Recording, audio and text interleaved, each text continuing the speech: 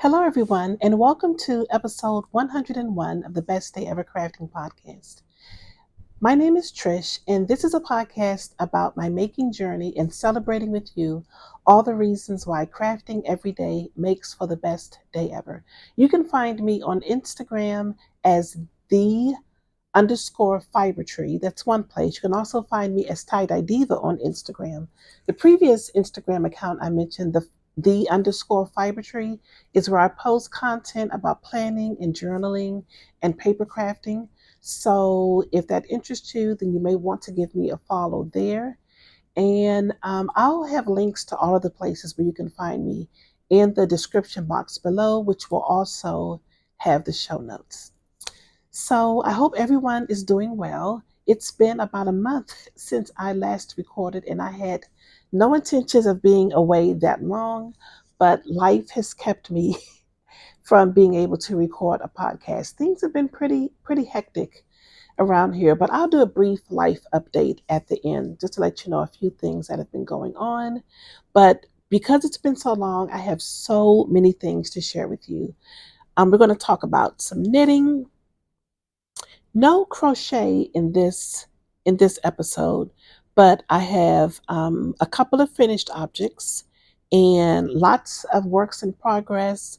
I'm going to talk about a test knit that I am about to start, as well as a couple of fun make-alongs that I'm a part of. So I hope you have a favorite beverage, maybe a glass of wine. What is today's date? Hold tight.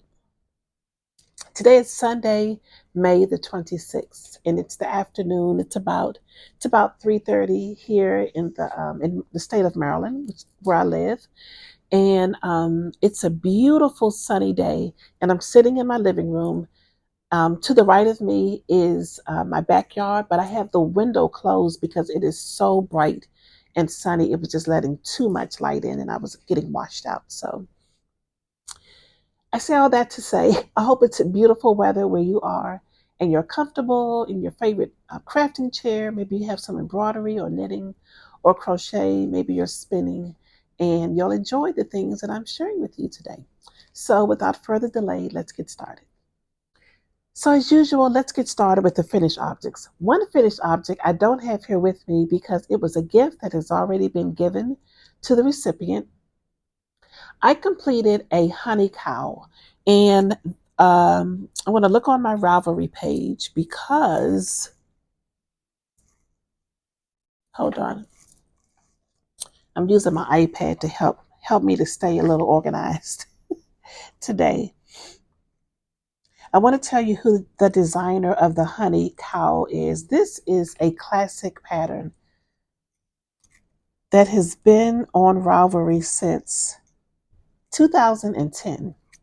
So that tells you how long this pattern has been on Ravelry. There are over 28,000 projects. And I'm going to insert a picture of the one I completed right here.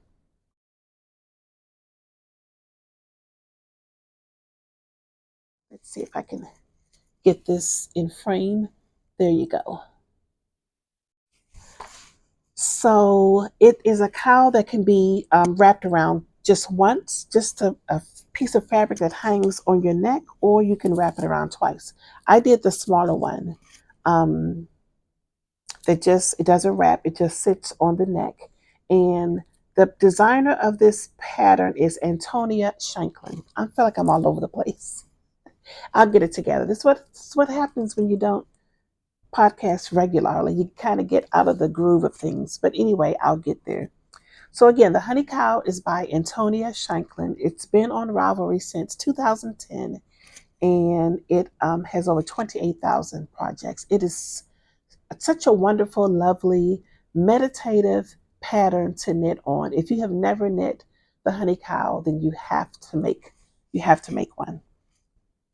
So I knit my Honey Cow in 29 Bridges go-to sock, as well as 29 Bridges Surrey alpaca silk lace, and I held those two together to give me a DK weight, which is what the pattern calls for. and I used a US 8 5.0 millimeter needle. And I gifted that to the wonderful folks of 29 Bridges, Mike and Mary. I was able to see them at one of the pre-Maryland Sheep and Wool events, which was yarn centric. And I was really happy to be able to give that to them as a sample for their booth. And they were very much appreciative of it. So that is one finished object since the last time we chatted. The other finished object is a sock.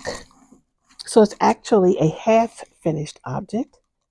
And I showed these the last time we chatted, and I was able to complete one of them.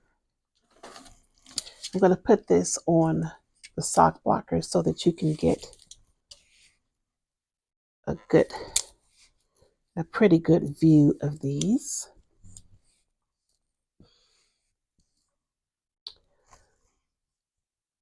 So here we go. This is just a plain vanilla sock, and this pattern is by Kay Litton, who's also known as the Crazy Sock Lady. And this is her, just her basic magic loop sock pattern. It's got a basic slip stitch heel, and it starts at the cuff. And I did a pretty deep cuff. Cuff is about 2 inches, and about 55 rounds of stockinette before I started the heel. Yeah, and that's how it turned out. I think it's so beautiful. These are going to be for my son, the eldest twin, Adrian, and he actually went into my yarn supply and picked out this color for him. So I'm super happy to be able to give these to him soon. Sock number 2 is well on its way. So I've got the leg portion of sock number 2 done. Here it is right here. I'm using a US 1 needle, which is a 2.25 millimeter needle. And as I said, I've got the leg done. And now I'm working on the heel, the slip stitch heel.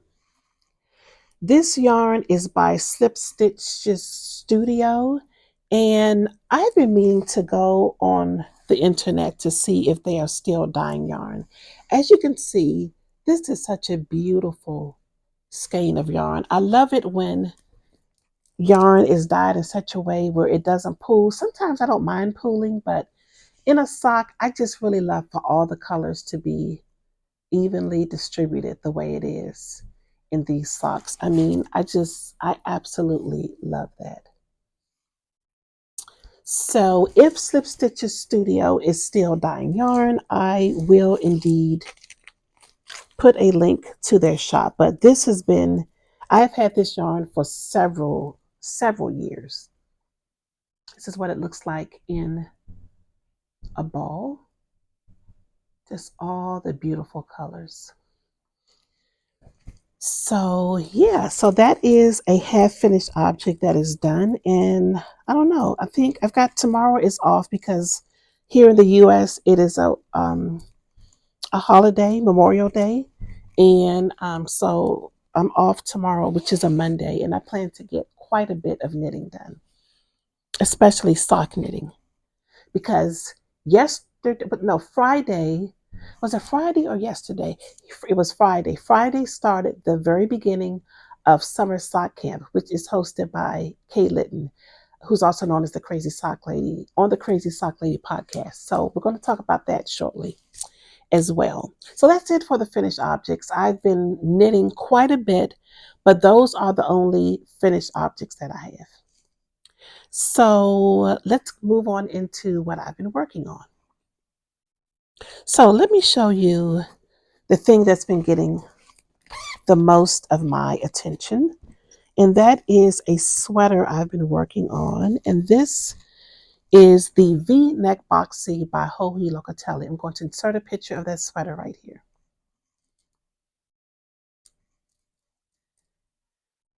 So if you don't already know, I am hosting a year-long sweater make-along along with Rochelle of the Queen's Yarn Boutique podcast.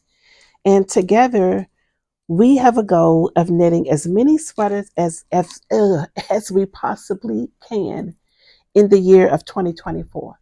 Unfortunately, I have fallen woefully behind in my sweater knitting. This year has not gone the way I had planned for it to go. There have been so many bumps in the road and situations and things happening in this entire year that has really, to be quite honest with you, knocked quite a bit of the wind out of my sails.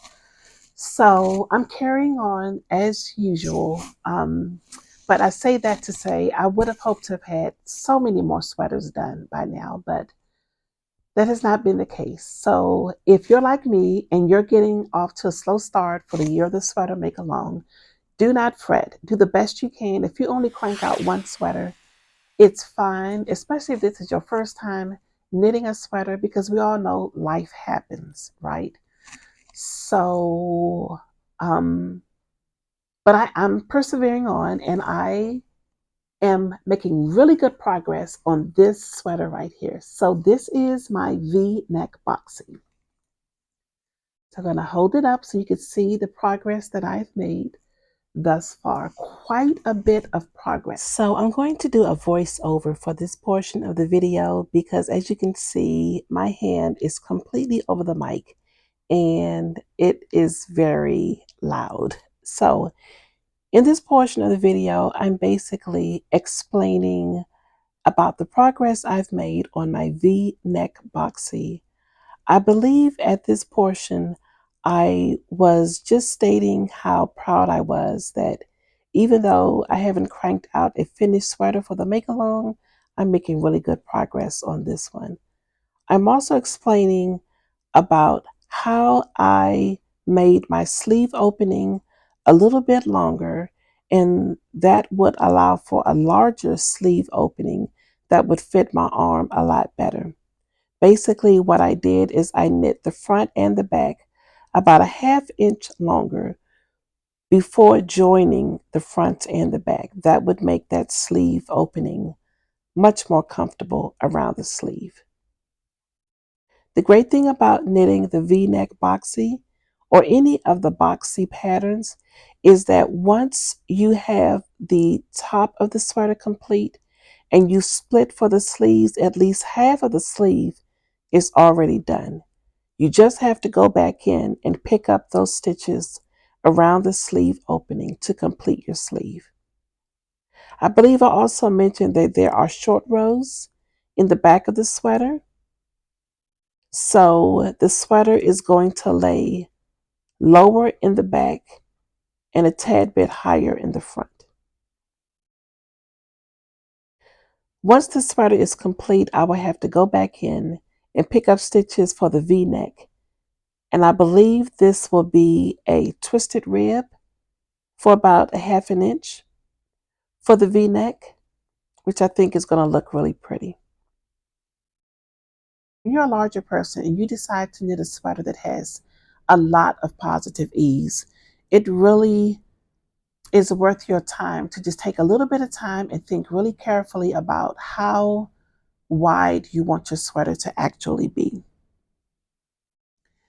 So the V-neck boxy calls for, let me see, does she say how much positive ease? Okay, so for example, she says that if you have a 40-inch bust or 100-centimeter bust and choose a size large, the finished sweater will have a circumference of 66.5 inches. And that's if you choose a wide. So it'll be 66.5 inches or 166 centimeters. I can't remember which size I chose to knit, and I didn't put it. I'll have to count my stitches so that I can know which size I actually chose.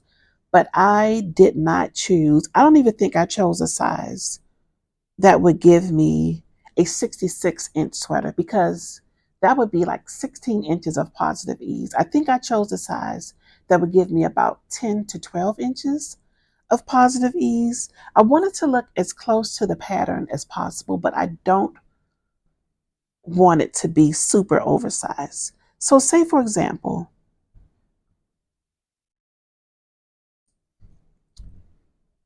if my chest is 50 inches, so 1, 2, 3, 4, 5, 6, 7.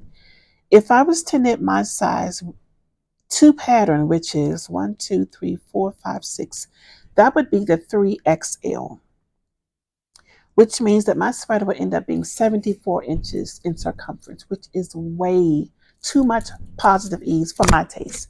Now, if you enjoy a super large oversized garment, then by all means go for it. But the beauty of this pattern is that she has the finished measurements for each size. So you can just choose whatever size you want. But just keep in mind, if you choose a smaller size, then you will have to make some adjustments in the length for the front and the back, just to make sure you have enough room for your arm to go in. That's a lot of chatting. I hope that made sense. But I am really, really enjoying this pattern. It has been just what I need as far as just really simple meditative knitting. And even though the structure of the sweater, the beginning of the sweater was a bit involved, like I said, it was very well written. I was finished with the top, front, and back in no time. I was able to split for the sleeves, and now I can just knit, knit, knit, knit, knit, which I really, really enjoy doing. And you will be very proud of me that I'm keeping some point protectors on these needles so my stitches don't fly off. So the yarn that I'm using, after all that talking, I still haven't told you what yarn I'm using. I'm using yarn that was dyed by Queen's Yarn Boutique. She is no longer dyeing yarn, at least not at the moment. And the color that I chose is Vibranium. This is also yarn I've had in my craft supplies for quite some time. I am alternating skeins, and that's working out really, really well. I don't have any lines of demarcation or anything. I do have a little bit of concern about running out of yarn. And I also have concern because the final skein that I had four skeins total. Each skein was 490 yards, so quite a bit of yardage. And I believe I have enough to complete the sweater, but the fourth color is quite different from the other two. As you can see in here, the browns and the royal blues and purples and blacks are in here,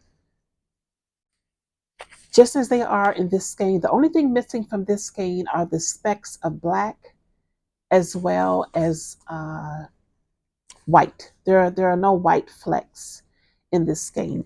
So what I'm going to do when I get close to finishing the body of the sweater, I'm going to alternate these two together. And then if I still need more yardage to complete the sweater, I'm going to look for something in my stash, or I may go take these with me to a yarn shop, and I'm going to try to do a fade at the bottom of the sweater and the sleeves. So that's the plan. As you can see, this is a great match. It's just not the exact same color, but I think it's going to work out fine. I think a faded look would be really, really pretty in a sweater like this. And I think someone has already done it in the on the project pages. So that is my V-neck boxy by Joji Locatelli, and it is hanging out in this lovely bag by Amy Beth from Fat Squirrel Fibers. Okay, so let's move on into another whip you have seen before as well. And this is my Rad Plaid Cowl.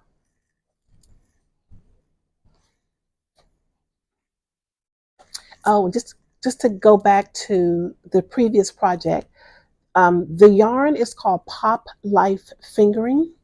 It's Pop Life Fingering weight and fingering base, and I am using a US 4 needle. Let me just double check that. It's either a 3, no, it's a US 3. It's a US 3. So this is a real labor of self-love. But fortunately, I have had like lots of time to just sit, not like lots and lots, but enough time to really sit and knit and veg out on that sweater. So it's moving along pretty quickly considering it's on a US 3 needle. Okay, so let's go back to the Rad Plaid Cowl. This is a pattern by Andrea Mowry, and this pattern is a part of a series of patterns that feature this beautiful mosaic slip stitch pattern. A little closer so you can see what's going on here. So the Rad Plaid Cowl calls for 3 different skeins of yarn. It calls for a self-striping or gradient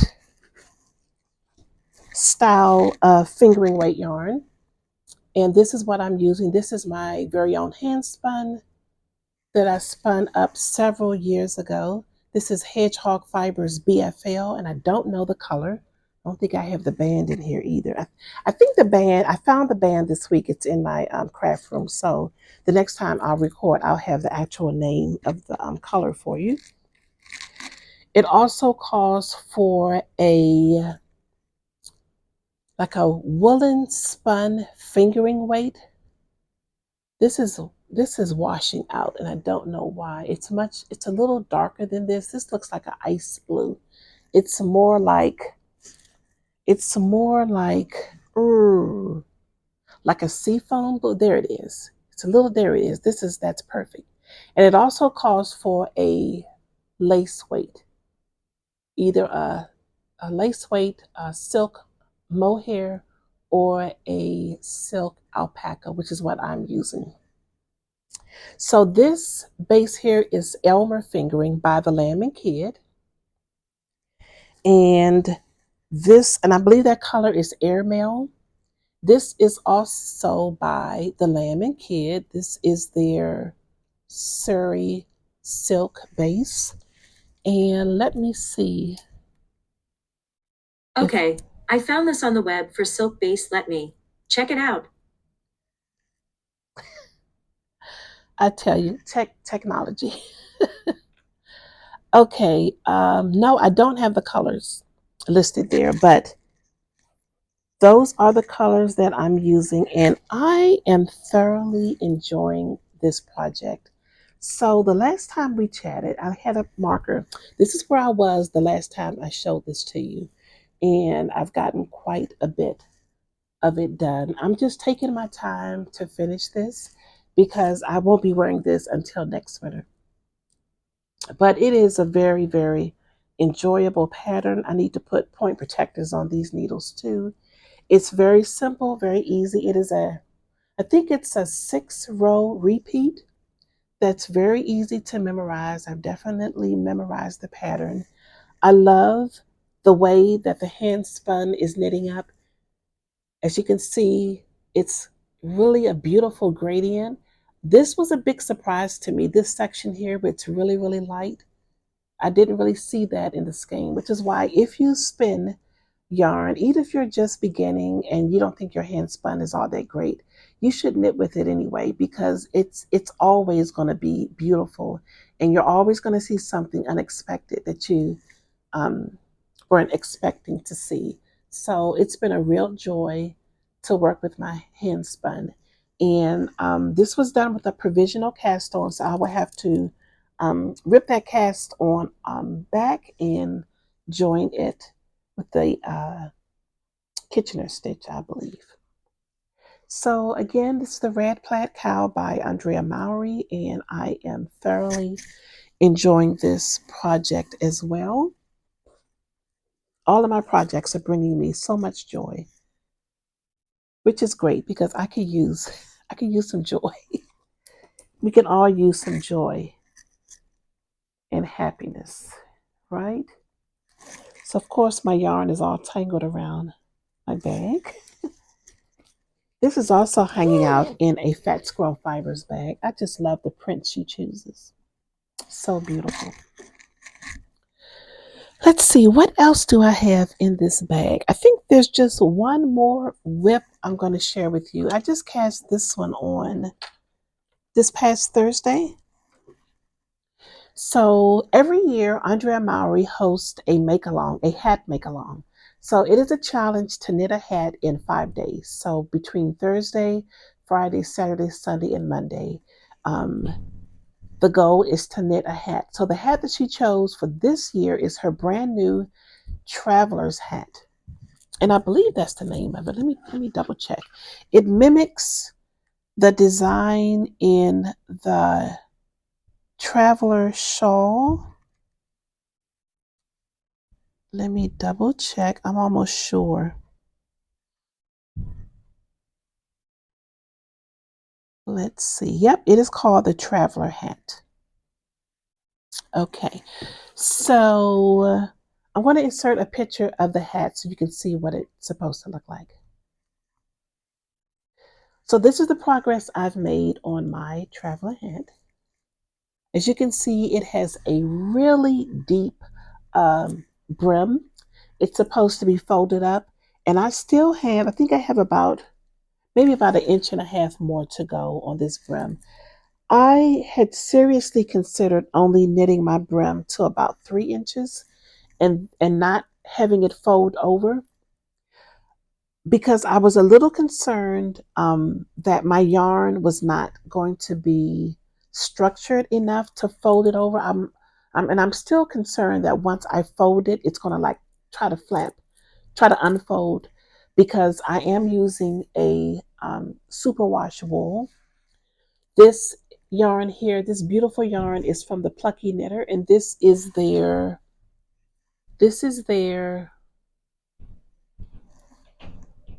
I've been saying the name of this yarn all week, and now I'm drawing a blank. Hold on. This is their snug. This is their snug base. There's a snug fingering. There's also a snug worsted. And yeah, this is picking up those colors really, really well. The name of this color is Deep Dish. So it's this dark gray with specks of orange and gold. And it's really, really pretty. I remember exactly when I bought it. This was when um, Plucky was owned by different owners several years ago, and they opened their brick and mortar in Hastings, Michigan. And Ray and I drove for the opening of the store all the way to Michigan. That was a fun trip. So I think I'm going to be okay though, because even though this is a superwash wool, it still is a very toothy and hardy wool. And if it acts like it wants to unfold, then I can easily tack down some of the edges of the brim. So thoroughly enjoying this. Like I said, I just have to um, finish doing the uh, the brim of the hat, and then I can start working on the body. I was reading the instructions, and the way that the body is constructed, it seems like the majority of the length of this hat is in the brim. So I think once I get this brim done, I can really fly through um, the body of the hat. And you knit maybe about an inch and a half before you start doing the decreases. You can tell by the way the picture looks that there are some rapid decreases. So I'm really excited to get to that portion and see what my hat looks like in the end. And I might not finish it by tomorrow, but I should be pretty close. So that is my traveler hat. So there's one more project I want to show you that has not even been started yet. It is in the beginning stages. And let me get the yarn out of this basket here so I can show you. This is actually a test knit that I am about to start for Vanessa of Vanessa Smith Designs. and it is a vest.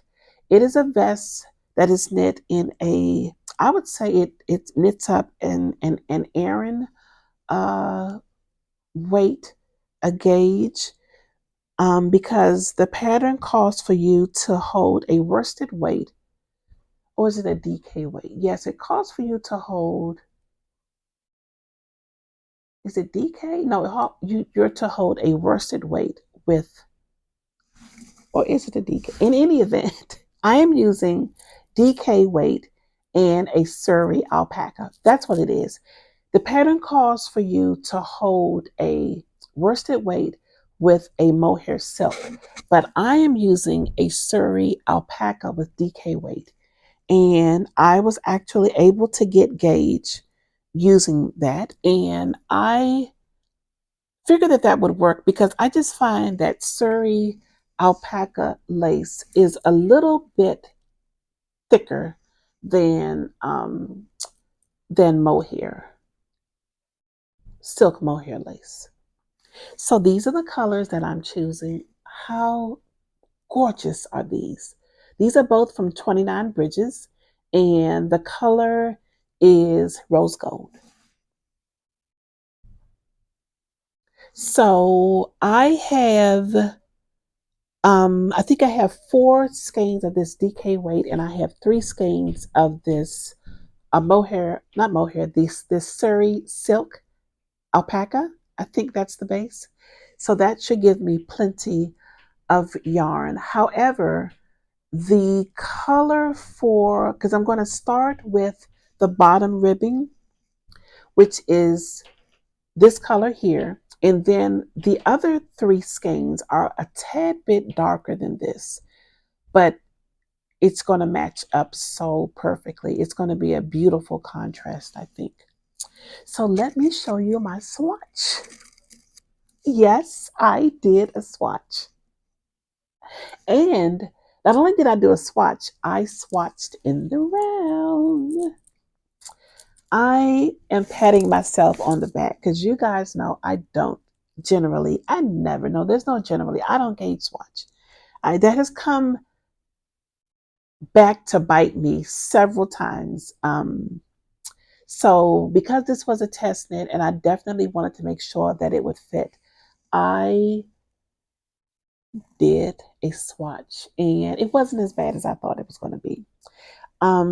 As I said, I did do the swatch in the round, but I'm not going to, I didn't want to cut these threads in the back just yet, just in case I need to unravel this if I need the yarn. And if I need to unravel it, I hope it's not a nightmare, because sometimes that can be the case when you try to unravel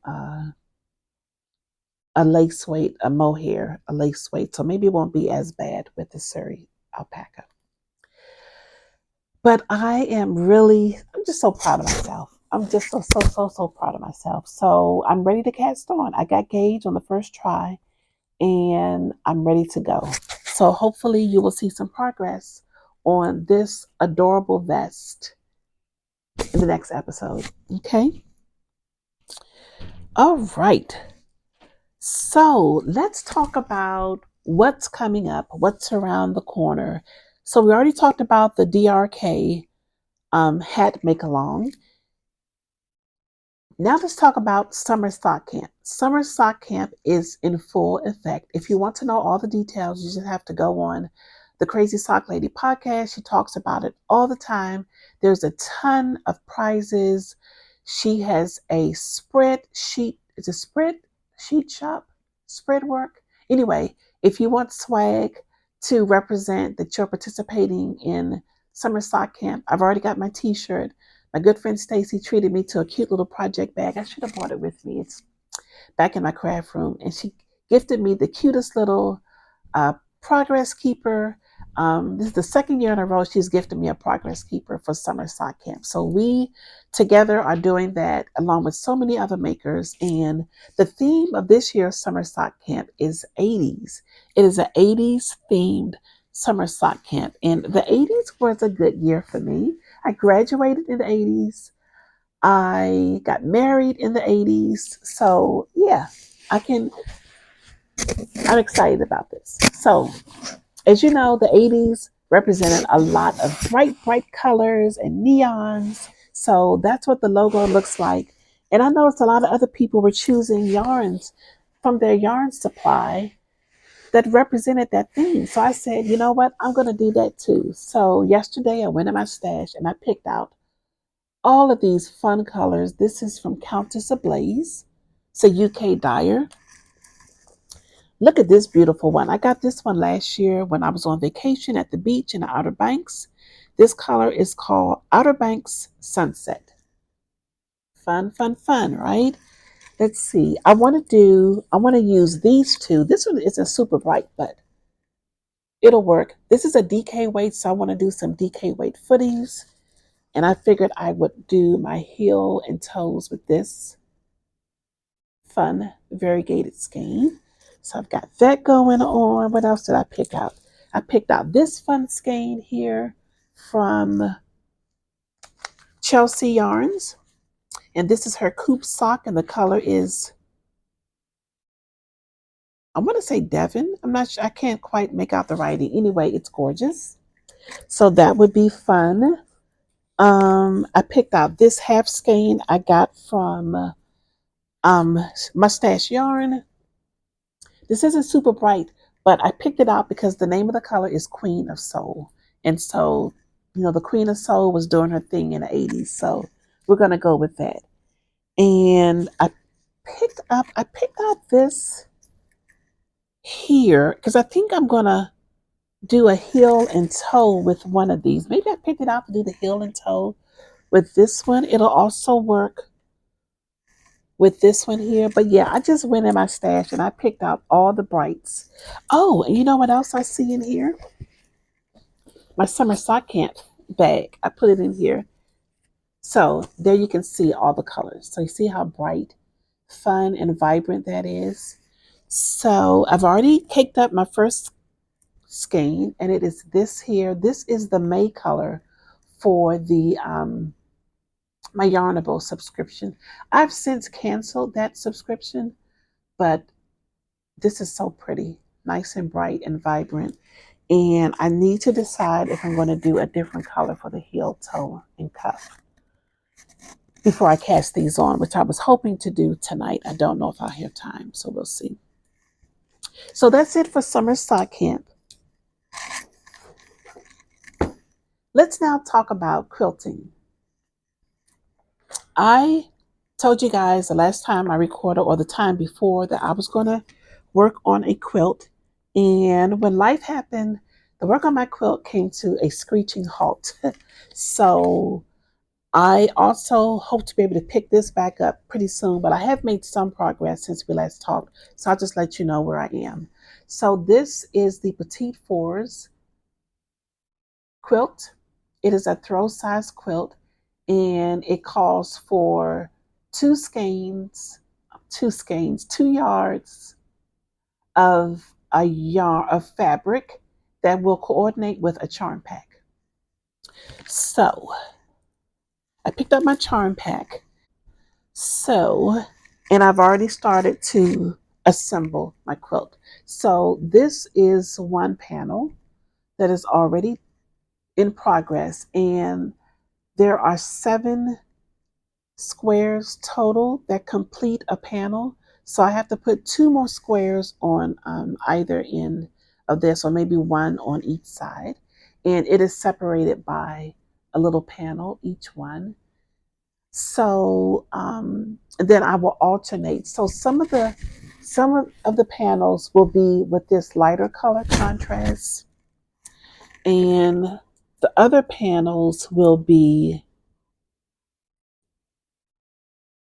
feature this darker color contrast. So everything is cut. I just have to buckle down and get to working on this. But this has been so enjoyable. All of the other, like I said, the prints are the charm pack. Those are already cut, and I took me about an hour to cut out the yarn. Why do I keep saying yarn?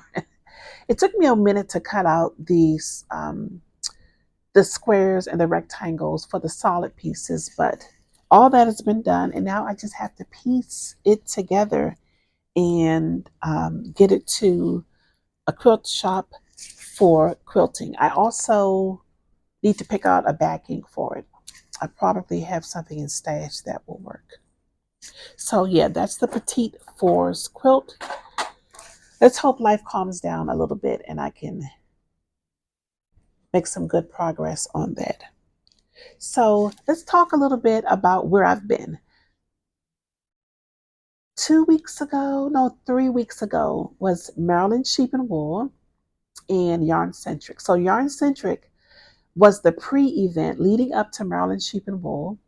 Normally it's just one day on Friday, but this year it started on Thursday. It started on Thursday evening with some pre-shopping and a lecture by Amy Gill of Lobby and Me Yarns, and it was amazing. The venue in which it was held at was absolutely spectacular, first class, clean, cool, comfortable, lots of space to roam and take pictures. There was even a picture, little background area with the Lobby and Me logo on it where you could take pictures. And it was just a delightful event. So many of my favorite makers were there. Chelsea Lux Yarns, uh, of course, I'm drawing a blank. Button Jar Studios, um, Ruby and Roses yarn, Black Pearl Magic bags, just so many amazing vendors. And it was just a lovely time. And then, of course, there was Maryland Sheep and Wool. So I had a good time and I did a lot of shopping. There's no way, if you really want to see a complete haul, all the things I bought, let me know and I'll be happy to record a video. I know not everybody is into that. So what I did, I said I would just choose a couple of things I picked up from each of the events to share with you. I think the thing I'm most excited about that I acquired that weekend, we'll work backwards because that's what's sitting here on the top of my bag here. This is a new to me, not new. I mean, I've known about this maker, but this is my first time purchasing yarn from. Well, no, maybe this is not my first time. This is my first time purchasing a sweater quantity of yarn from Bare Naked Wools. So how gorgeous is that? I most of the time work with superwash wool that comprises about 90% of my stash. But as I'm listening to podcasts like The Woolly Thistle and even some of my favorite designers like Andrea Mowry, starting to work with non-superwash wool, and as I'm getting back into spinning and understanding the qualities of wool, then I have been wanting to add more non-superwash wool to my stash. And so, not stash, to my yarn supply. So this base is called Fin Dandy, and it is a 3-ply sport weight yarn, and it's 375 yards. So I've got 3 of these in hopes that I can make a really cute vest. If not a vest, then maybe a tank top. But it is definitely next to skin soft. I don't have super sensitive skin. So even if it was a little bit crispier than this, I would still be okay.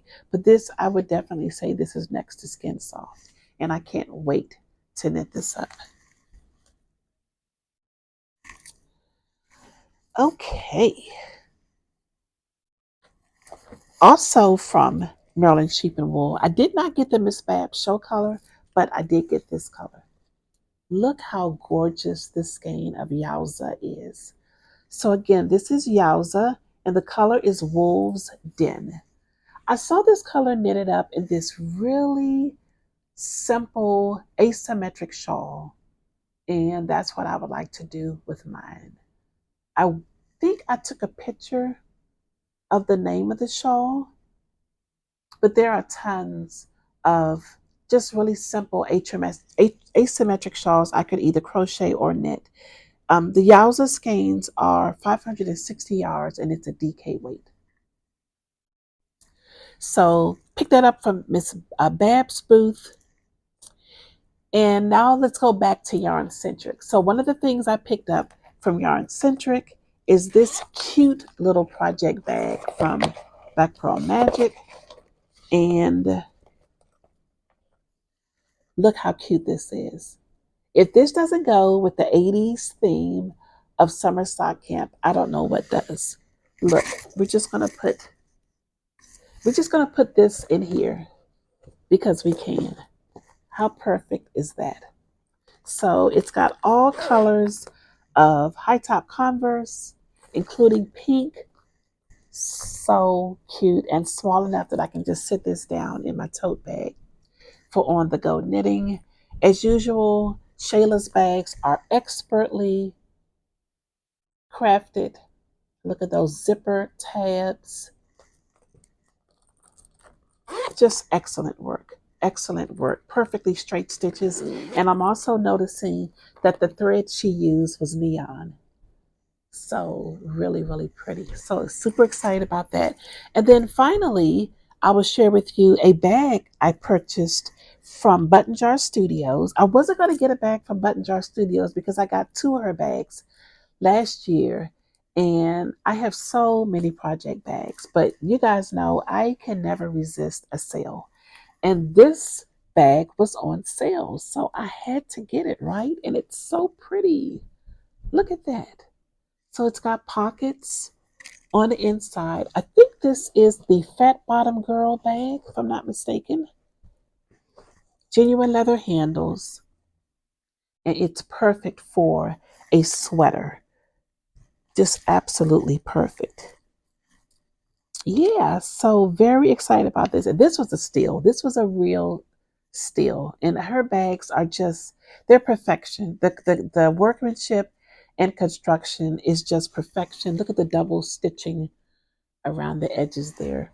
So very, very happy to have this bag in my project bag collection. And I think that's all of the knitting and things that I have acquired since we last chatted. So let's talk about the Year of the Sweater Makealong. And we have a winner for April for the Year of the Sweater Makealong. And the winner, hold on, let me go back. Let me go back in Ravelry so that I can tell you who the winner is for the April Makealong. So I'm going to, I don't think this is meant to be pronounced. Her name is Trisha, and she spells her Trisha just the way I spell my name. Her Ravelry name is RENAET99. So Trisha, if that's your Ravelry handle, please get in touch with me on Ravelry with your full name and address, and I will get your price out to you. Trisha knit a beautiful nurtured sweater, and she, see if I can get this project page to open. She used Nurtured Yarn by, no, I'm sorry. The sweater is called Nurtured by Andrea Mowry, and she used Stitch Please 100% wool worsted yarn by Premier Yarn. And I actually have some of that yarn. I purchased it because it is an excellent price point for non-superwash wool. And there is her nurtured sweater. Look at that. Isn't that gorgeous? So again, Trisha, get in contact with me. Let me know your full name and address, and you will be winning. I was about to say you will be taking home. You will be winning 4 skeins of this beautiful yarn. This yarn is called Purl Soho Good Wool, and it is a fingering weight non-superwash wool, and it's absolutely next to skin soft. And it doesn't say what color, it says sample color 001, but That's pretty accurate. It's like a sand color, and to me, it almost has a hue of pink. But anyway, you will get 4 skeins of this, and it's quite a bit of yardage. It's at least 400 yards in each one. So you could knit any sweater you want to, or you could hold it double and knit a shawl. It's such beautiful wool. It's going to be hard to let these go. They've been with me for a couple of months, but I've been keeping them safe and sound for the winter. So again, congratulations, Trisha. Please get in touch with me and I will get these out to you. I never heard from the February. I didn't hear from the March winner. I'm going to keep that open for maybe a couple more weeks. If I don't hear from that person, that prize will go back into the prize pile. And so for future reference going forward, if I don't hear from you within a month, then your prize will go back in the prize pile. Okay. So this is so pretty. Yep, there's definitely hints of pink. And thank you to our the person who donated this yarn to me for the Makealong. Thank you so, so much. I didn't get permission to use her name, so I won't say it. But thank you again. Thank you so, so much. So the final thing I'm going to share with you is what I've been reading. I know a lot of podcasters talk about what they new shows they're watching on TV or what series of TV that they like to watch. I don't really watch a lot of TV, although there is one TV show that I have become quite smitten with, and I'll share that with you on the next episode. But on this episode, I want to share with you a book that I just completed. It has been years since I have read a book. I used to love reading and just somehow just got out of habit of doing that. But my niece recommended this book to me.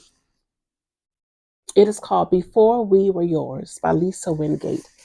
And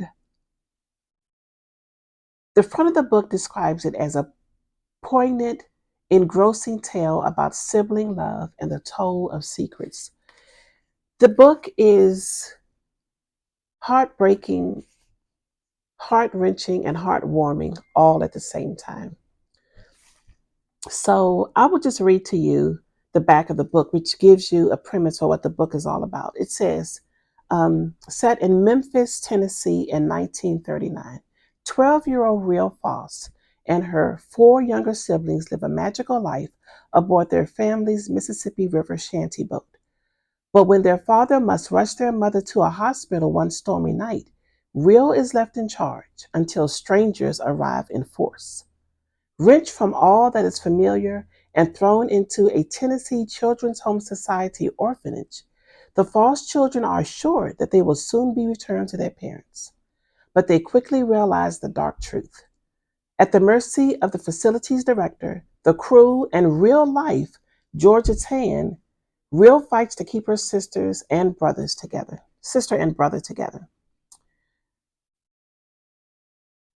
It continues in Aiken, South Carolina, present day. Born into wealth and privilege, Avery Stafford seems to have it all: a successful career, a handsome fiancé, and a lavish wedding on the horizon. But when she returns home to help her father weather a health crisis, a chance encounter leaves her with uncomfortable questions and compels her to take a journey through her family's long hidden history on a path that will ultimately lead either to devastation or to redemption. This book gripped me. It gripped me through every single page. It's one of those stories. I love a multi-generational story, and that's what this is. And even though the characters in the story, Real Foss and Avery Stafford, they're not real, but they definitely could mimic the real life story of those who were affected by this real life event of this orphanage in Tennessee that was was was really meant to look like and pretended to look like a real deal orphanage that had the welfare of the children as their primary motive, but nothing could be further from the truth. And so the way the events unfolded in this story surely had to mimic the real life story of so many of those who were unfortunately ripped from their families and placed in this orphanage. I mean, the real life story is, for the record, if you want to read it. There are other books that have told the story. Um, so if you want to do research on what actually happened, then it's there for you too. But the way this was written was just amazing, and I can't wait to read some of her other stories too. So highly recommend it. It could be triggering, I will say, for a lot of reasons. So there's a warning there. But it's, in the end, it is a truly heartwarming story, and it's a testament to um, how strong we can be under the most devastating of circumstances. So, yeah, Before We Were Yours by Lisa Wingate. Okay, I do think that's all I have to share with you today. Thank you so much for sitting with me. I know this was a long one, and I hope to see you maybe another week or two. It just depends on what life is doing. Brief life update. I always tell you guys, if I'm not here, it's because usually I'm not feeling well, and I've had lots of bouts of up and down with illness, not feeling the best. We were planning a wedding. The wedding was amazing. If you want to see pictures, there's a reel on my Instagram page. My niece was the most stunning, beautiful bride, and her wedding was everything she wanted and more. So that was a success. Um, I was not feeling the best at the wedding. After the wedding, I got really sick. Ended up on antibiotics. Am feeling a lot better. But then I have a new health situation I'm dealing with. I've got to go for more testing. So that's got me kind of bummed out. But we keep moving forward, right? So again, so happy to have my crafting to help keep me centered, help keep me calm, which is really the premise of this whole podcast. Because no matter what's going on in life, it's always the best day ever when you have a little bit of time for crafting. So I hope your crafting is bringing you joy. I hope that this spring and summer is bringing you joy. And again, if it's not, then you'll find something that will do that for you. So until next time, find so much joy in your making, and I'll see you again in the next episode. Bye bye.